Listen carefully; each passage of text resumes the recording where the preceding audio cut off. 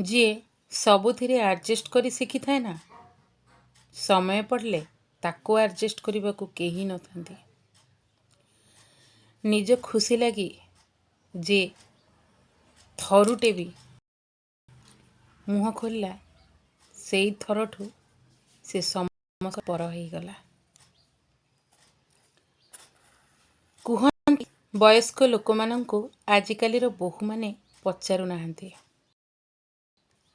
କିନ୍ତୁ ଶାଶୁ ଶ୍ୱଶୁରମାନେ ବୋହୂକୁ ସମ୍ପୂର୍ଣ୍ଣ ସ୍ୱାଧୀନତା ଦେବାର ଅଧିକାର ରଖୁଛନ୍ତି କି?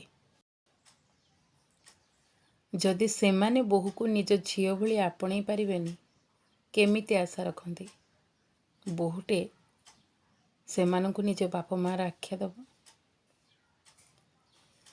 ଗୋଟେ ଝିଅ ତା ବାପା ମାଆକୁ ଯେତିକି କହିପାରିବ, ତାର 10% ଯଦି ତା ଶାଶୁ ଶ୍ୱଶୁରଙ୍କୁ କହିଲା, ଶାଶୁ ଶ୍ୱଶୁର ତା ମୁହଁ ଚାହିଁବେନି।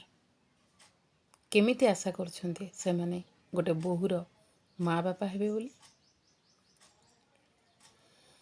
ଯିଏ ମୁହଁ ଖୋଲେ ସିଏ ସବୁବେଳେ ଖରାପ। ଯିଏ ନିଜକୁ ଯେତେ ଆୟତ୍ତ କରି ରଖେ ସିଏ ଭଲ। କହିବାକୁ ଗଲେ ନିଜକୁ ଯେତେ ମାରିପାରିବ, ତେବେ ସମାଜ ଆଖରେ ସେ ଭଲ। ନିଜ ଖୁସି ଯିଏ ଦେଖିଲା, ସିଏ ସମସ୍ତଙ୍କର ଖରାପ। ମିଛ କହିଲି କି?